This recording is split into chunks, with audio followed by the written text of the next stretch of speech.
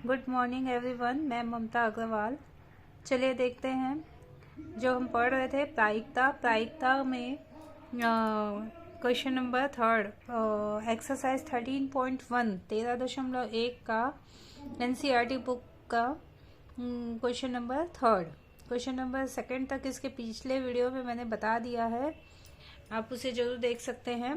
Question number third में दिया हुआ है, यदि पी ए इक्वल टू है 0.8, पी बी इक्वल बराबर है 0.5 और P B stroke A equal to दिया हुआ है 0.4, तो हमको निकालना है पी ए इंटरसेक्शन बी। कुछ एक टर्म्स मेरे इंग्लिश में हो जा रहे हैं और बेहतर है आप लोग भी इंग्लिश में ही पढ़ें, क्योंकि हिंदी वाले टर्म्स बहुत टफ होते हैं याद रखने में, और टफ होते हैं साथ में क्या है कि उसमें हिंदी में बहुत सारे मीनिंग होते हैं, उसको अलग अलग जगह पे यूज़ करते हैं, पर इंग्लिश में एक ही वर्ड है, तो इंग्लिश याद रखना आप लोगों के लिए इजी रहेगा।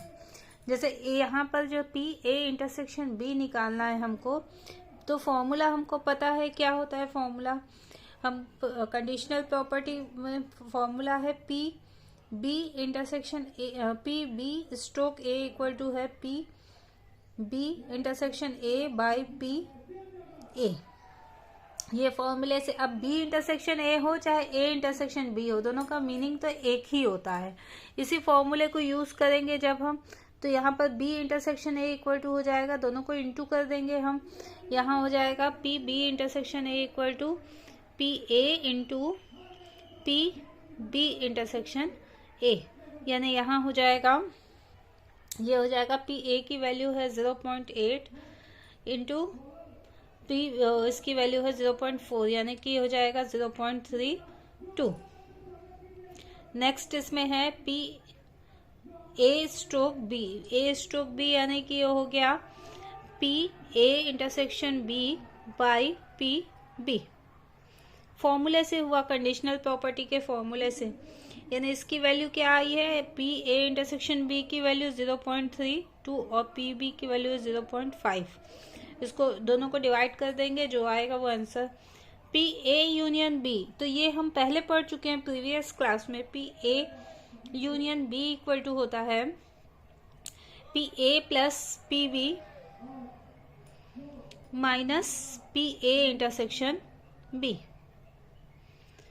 तीनों की वैल्यू रख देते हैं। पी ए की वैल्यू कितनी दी हुई है 0.8 प्लस पी बी की 0.5 माइनस 0.32। इसको सॉल्व कर लेंगे, जो आएगा वो आंसर हो जाएगा। प्रायिकता की जो वैल्यू होती है, प्रोबेबिलिटी की वैल्यू होती है, वो हमेशा 0 to 1 के बीच में ही होती है। उससे ज़्यादा होने पर मान लीजिएगा आपका आंसर ही गलत है। 0 कब होती है, जब प्रोबेबिलिटी नहीं होती है, या प्रोबेबिलिटी जब वो होती ही नहीं है तब। नेक्स्ट क्वेश्चन देखते हैं, question number 4। P A union B ज्ञात कीजिए। यदि 2 PA equal to P B equal to 5/13 P A stroke B equal to दिया हुआ है, तो P A union B equal to क्या हो जाएगा, P A plus P B minus P A intersection B, जिसमें हमको इसकी वैल्यू नहीं पता। इसकी वैल्यू कैसे पता चलेगी, इससे पता चलेगी। P A stroke B equal to क्या हो जाएगा, P A intersection B by P B. ये वैल्यू दी हुई है 2/5 equal to A intersection B, तो वैसे ही रहेगा, नहीं पता हमें। अब पी बी की वैल्यू है 5/13, यानी P A intersection B equal to 2/5 into 5/13। 5 cancel हो जाएगा, 2/13।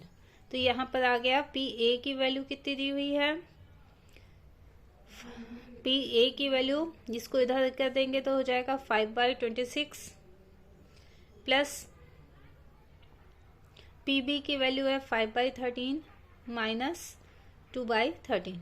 पी ए की वैल्यू 5/26 कैसे हुआ, 2 पी ए इक्वल टू है 5/13, 2 इधर गया, तो हो गया 5/26। इसको सॉल्व कर लेंगे, जो आएगा वो आंसर हो जाएगा। क्वेश्चन नंबर 5, इसको सॉल्व करने पर ये जो भी आएगा वो सबको आता है सॉल्व करना, क्लास 12th में आप लोग। तो इसके बाद क्वेश्चन नंबर 5 देखते हैं। क्वेश्चन नंबर 5 में है पी ए इंटरसेक्शन बी निकालना है, और ये सब तीनों चीजें दी हुई है। पी ए दिया हुआ है, पी बी दिया है, पी ए यूनियन बी दिया है, संघ बी दिया है। 7/11 ए इंटरसेक्शन बी, तो क्या हो जाएगा इसका फॉर्मूला? इसमें सीधा हमको फॉर्मूला किसका मालूम है?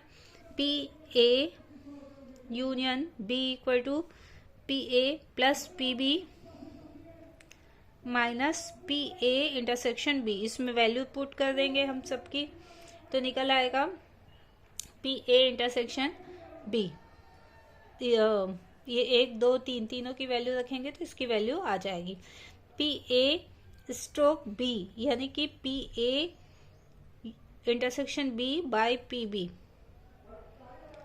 ए इंटरसेक्शन बी यहां से निकलेगा, पी बी की वैल्यू दी हुई है, इसको रख देंगे, निकल आएगा पी बी इंटरसेक्शन ए, यानी कि P A intersection B by P ए।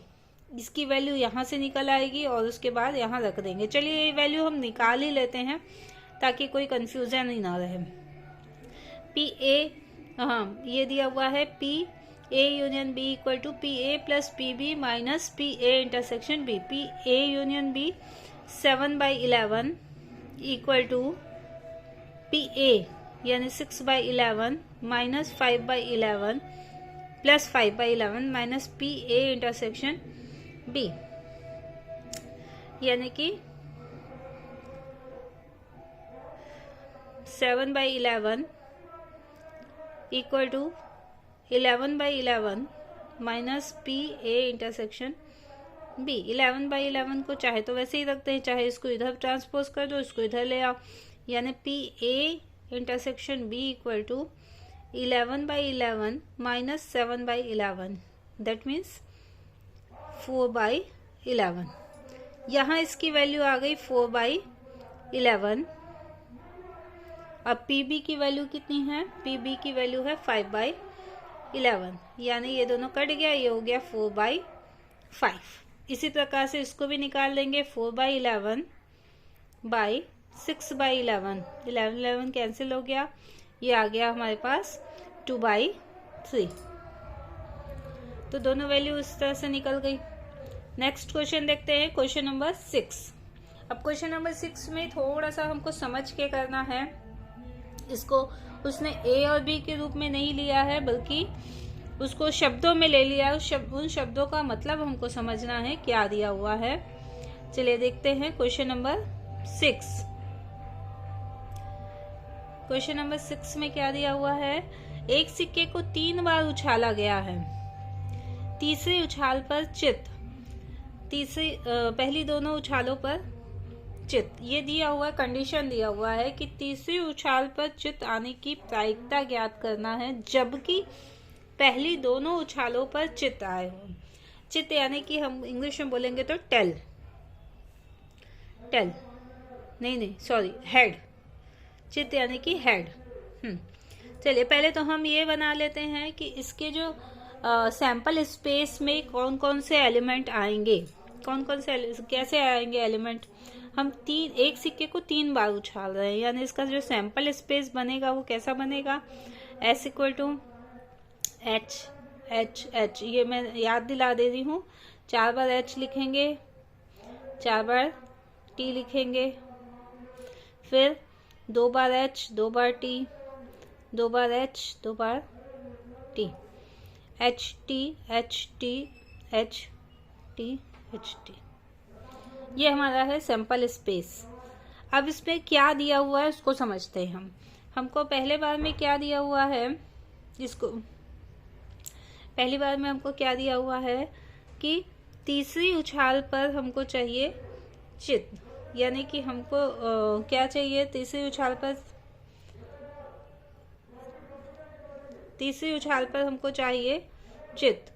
तो कब कब आ रहा है देखते हैं। तीसरा, जैसे ये फर्स्ट है, ये सेकंड टाइम है और ये थर्ड टाइम है। ये एक बार आया है तीसरी उछाल पर चित्त, ये दूसरी बार आया है, ये तीसरी बार और ये चौथी बार। कितने बार ऐसा आया है हमारे पास? 4 बार ना। सपोज हम इसको हमने लिया है तीसरी उछाल पर चित्त, यानी कि ई में क्या क्या आ जाएगा? ई में हमारे पास क्या क्या आ जाएगा? H H H, H T H, T H H और टी टी एच। ये हो गया हमारे पास तीसरी उछाल में चित्त। इसके बाद दिया है अधिकतम एक चित्त। अधिकतम एक चित्त यानी कि एफ में क्या कौन कौन से एलिमेंट आ जाएंगे? जिसमें अधिकतम एक या फिर एक से कम, यानी कि एक से कम यानी 0। तो अधिकतम एक किस में है? इसमें तो 2 आ गया है ना, 2 हेड है, ये भी दो हेड है, ये एक हेड है, यानी एच टी टी। फिर अधिकतम एक वाले में ये 2 हेड है, ये T H T, T T H और टी टी टी। ये है ई और ये है एफ। ठीक है, अब हमको क्या निकालना है? प्रोबेबिलिटी निकालनी है। कैसी प्रोबेबिलिटी निकालनी है? हम फर्स्ट को सॉल्व कर रहे हैं। प्रोबेबिलिटी कैसे निकालनी है? पी ई की प्रोबेबिलिटी निकालनी है जबकि एफ जो है वो हो चुका है, यानी ई स्ट्रोक एफ। ये एफ जो है अधिकतम एक चित्त होना ही चाहिए, हो चुका है। और निकालना क्या है? सॉरी, ये जो कुछ आधा क्वेश्चन इधर का ले लिया है मैंने, आधा उधर ले लिया है। चलिए देखते हैं। तीसरी उछाल पर चित्त, ये तो बिल्कुल ठीक है हमारा। जिसके बाद है पहली दोनों उछालों पर चित्त, यानी एफ में क्या आ जाएगा? सॉरी, ध्यान नहीं रहा मुझे। एफ में क्या आ जाएगा? पहली दोनों उछालों पर चित्त, यानी कि एच एच एच। इसके बाद ये एच एच टी,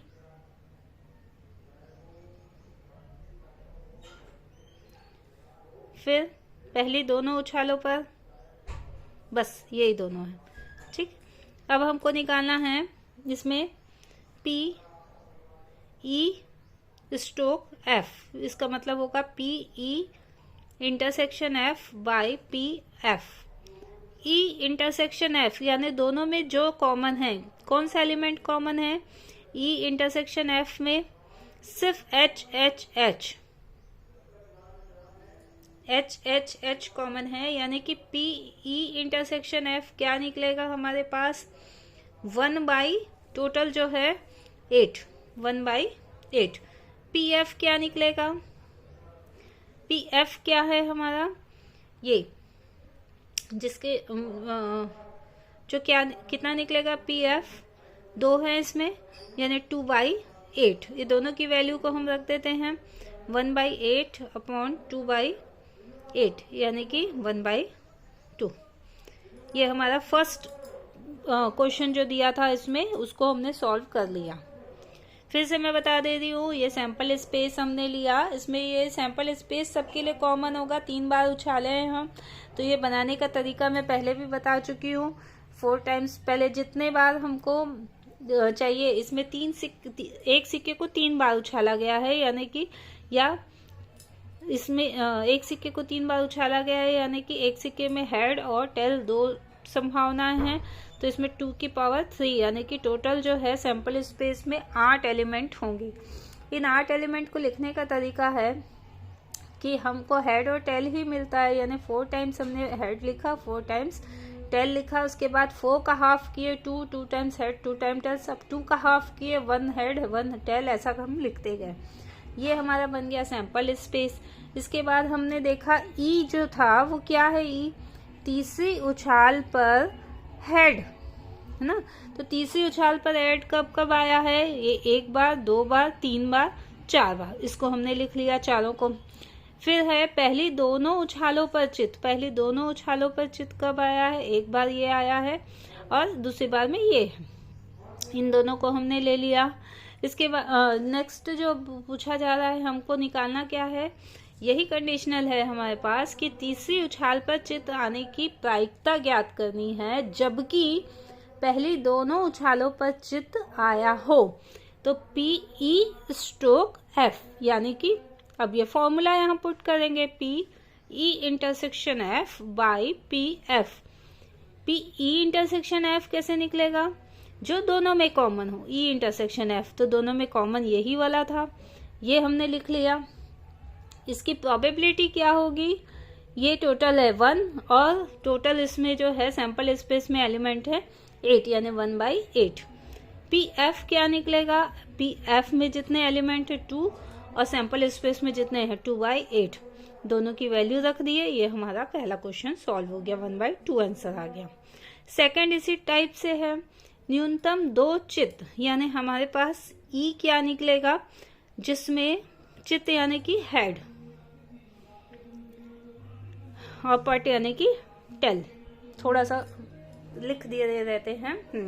तो न्यूनतम 2 चित्त, न्यूनतम 2 का क्या मतलब हुआ कि 2 से कम नहीं होने चाहिए, 2 और 2 से ज्यादा। तो देखते हैं 2 और 2 से ज्यादा किसमें किसमें है। 2 से ज्यादा है 3, जिसको हमने पहले लिख दिया, फिर 2 HHT, फिर है 2 HT H ये तो नहीं है, HTT नहीं है, THH है, यस THH, THT नहीं है, TTH भी नहीं है, बस इतना ही है। न्यूनतम 2 में 2 और 3।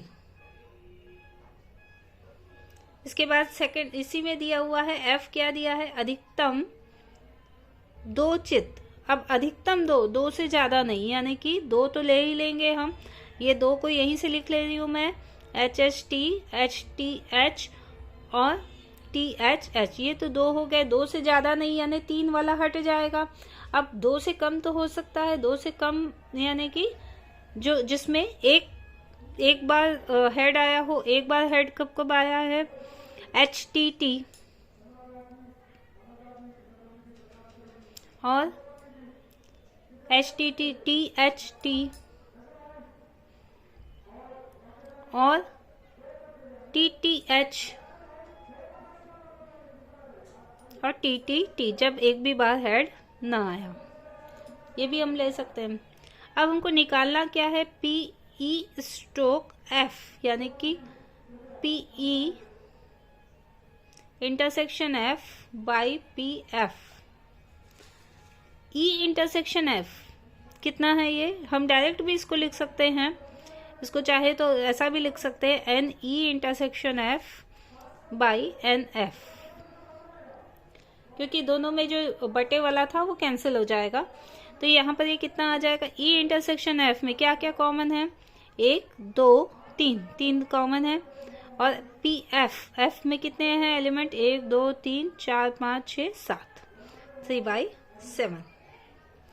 तो ये हो गया हमारा सेकंड भी इसमें का हो गया, 3/7 आया आंसर। इसी टाइप से थर्ड भी देखते हैं। इसमें थर्ड में क्या दिया हुआ है? अधिकतम 2 टेल, यानी 2 टेल अधिकतम में क्या आ जाएगा? 2 से कम चलेगा, 2 से ज्यादा टेल नहीं, यानी कि 3 वाला छोड़ के बाकी सब आ जाएगा। तो यहाँ पर आ जाएगा HHH, जिसमें कोई टेल नहीं है। फिर है 3 टेल को छोड़ के सब आ जाएंगे। अधिकतम 2 टेल है तो ये हो गया HHT HTH HTT THH THT और TTH, ये हो गए हमारे। इसके बाद नेक्स्ट इसमें दिया है F में क्या दिया हुआ है? न्यूनतम 2 टेल पट, न्यूनतम 2 पट, न्यूनतम 2 यानी कि 2 और 2 से ज्यादा, 2 से कम नहीं। तो 2 से कम, 2 से ज्यादा क्या क्या आ जाएंगे? TTT और 2 क्या क्या आ जाएगा? TTH THT और 2 से कम तो नहीं, HTT।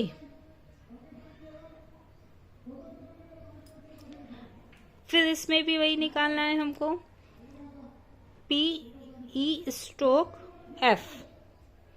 E स्ट्रोक F क्या हो जाएगा? PE intersection F by PF। इसको हम लिख सकते हैं N, E intersection F by N F. E intersection F में क्या आता है? देखो दोनों में जो जो कॉमन है, क्या क्या कॉमन है? एक टी एच टी, ये 2 3 कॉमन है, और पी एन एफ कितना दिया हुआ है? 4। तो इसका आंसर आ जाएगा 3/4।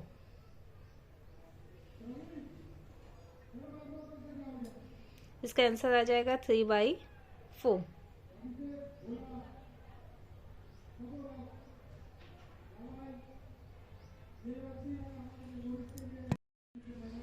नेक्स्ट क्वेश्चन नंबर 7 देखते हैं हम लोग। 2 सिक्कों को एक बार उछाला गया है। देखिए वहां इसके पहले वाले में 3 सिक्के थे, अब 2 सिक्के हैं। 2 सिक्कों को एक बार उछाला गया है, एक साथ उछाला गया है। तो एक सिक्के पर पहले तो हम सैंपल स्पेस लिख लेते हैं। एस क्या आ जाएगा? 2 सिक्के हैं, एच एच हो सकता है, एच टी हो सकता है, टी एच हो सकता है, और टी टी। इतनी संभावनाएं होंगी। फर्स्ट इसमें दिया हुआ है, एक सिक्के पर पट प्रकट होता है, यानी कि पहले पर जो है ई क्या दिया हुआ है? फर्स्ट का ई पहले पर, एक सिक्के पर पट प्रकट होता है, यानी कि ये और ये एच टी और टी एच।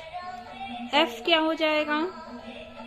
एक सिक्के पर चित्त प्रकट होता है, यानी कि एक ही सिक्के पर चित्त प्रकट होता है, यानी कि इसमें भी वही हो जाएगा, एच टी और टी एच। हमको निकालना है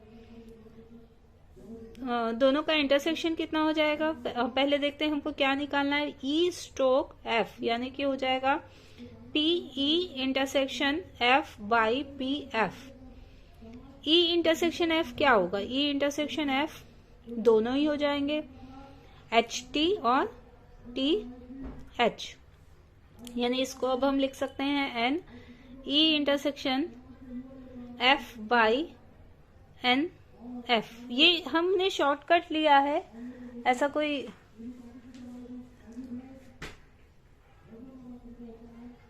जरूरी नहीं है कि हम सब ऐसा ही लें। तो ये क्या हो जाएगा? P intersection F by P F, यानी ये हो जाएगा 2/2 इक्वल टू 1। 2/2 इक्वल टू 1 हो गया। बिल्कुल ऐसे ही इसका सेकंड लेते हैं हम। क्या दिया हुआ है? कोई पट प्रकट नहीं होता, यानी कि यहाँ पर ई में क्या आ जाएगा? H H, only H H, जिसमें कोई भी टेल नहीं है। इसके बाद एफ क्या है? एफ इक्वल टू क्या आ जाएगा? कोई चित्त प्रकट नहीं होता, यानी यहाँ आ जाएगा T T. E intersection F आ जाएगा 5, यानी कि इसमें आ जाएगा 0 एलिमेंट। तो हमको क्या निकालना है? पी ई स्ट्रोक एफ निकालना है, यानी P E intersection F by P F. E intersection F यानी 0 बाई, इसको हाँ ये हो जाएगा पी ई इंटरसेक्शन एफ यानी 0/4 बाई पी एफ क्या हो जाएगा? 1/4, यानी कि 0/1। 0/1 यानी इसकी वैल्यू आ जाएगी 0। बिल्कुल ऐसे ही नेक्स्ट क्वेश्चन देखते हैं, क्वेश्चन नंबर 8। क्वेश्चन नंबर 8 में एक पासे को 3 बार